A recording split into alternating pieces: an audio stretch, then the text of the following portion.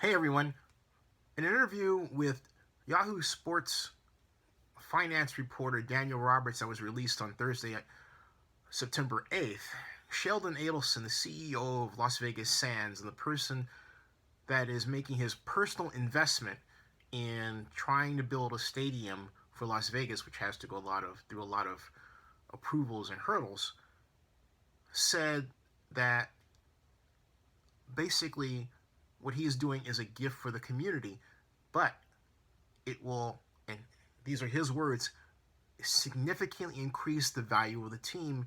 And Mr. Adelson has said that he wants to get or some of that interest value. He'd like to obtain that. But of course, that will require the approval, the interest size of the National Football League. Those were Sheldon Adelson's words in the interview with Daniel Roberts. I found that interesting.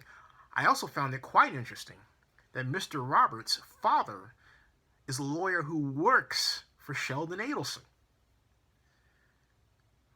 I found that really interesting because left entirely out of the interview was any mention of Sheldon Adelson's recent legal issues, which are legion.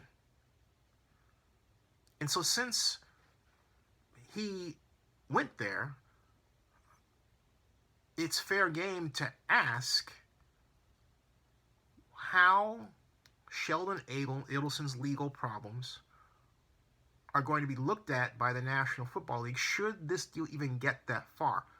Moreover, does anyone in Las Vegas really care about this problem? I know the mayor of Las Vegas does, because she said in a tweet to me when I asked her if she was aware of Mr. Adelson's money laundering issue, she said in a tweet, yes, I'm aware of it. Now, how she feels about it is an entirely other story. At this point, if you're not aware of what I'm talking about, let me give you a taste. And I'm being very blunt and sticking to the facts of this because this is sensitive.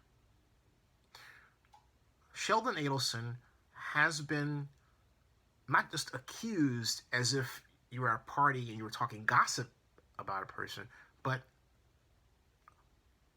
the subject of investigations, target investigations, and lawsuits alleging that Las Vegas Sands, his company, in their business dealings in Macao in the recent past, were the recipients of enormous sums of money.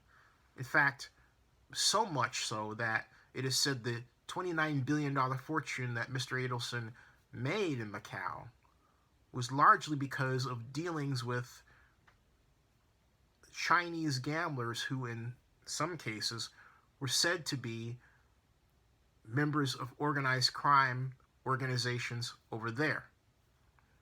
Said to be.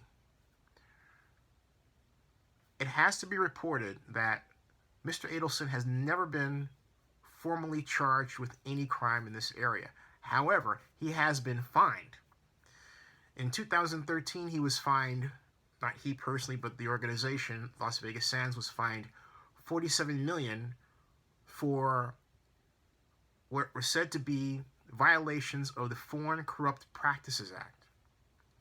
This year, 2016, the Nevada Gaming Commission fined Mr. Adelson $2 million for what were called shoddy accounting practices that were said to have been the key to allegations of money laundering. What was reported was that there was a very wealthy Chinese gambler who came to the Venetian, I believe, 3 or 4 years ago, and lost somewhere in the neighborhood of $90 million. The money that this man lost was said to have been gotten through business dealings in China that involved, allegedly, in some cases, human trafficking. Now, Las Vegas Sands organization has said that they were completely unaware of this person's business dealings, and that they have significantly and thoroughly cleaned up and redesigned their monitoring systems and procedures. But the person who was responsible for running Venetian Macao and much of the operation of Las Vegas Sands in Macao was a man named Steve Jacobs.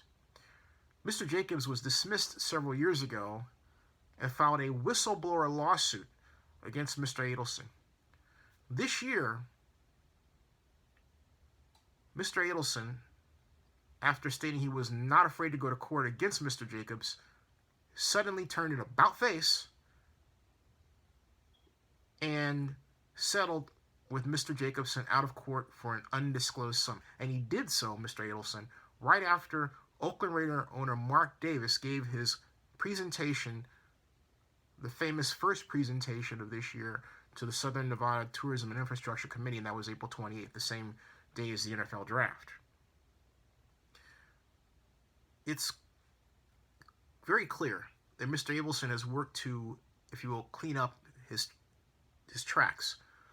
But there's a document out there that a number of people have been hunting after and is said to be sealed.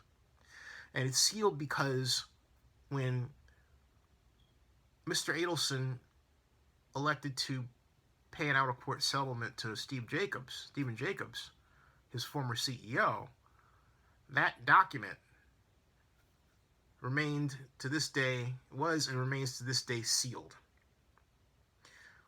There are some who claim that the document, if unsealed and presented in some kind of way, would sink Las Vegas Sands.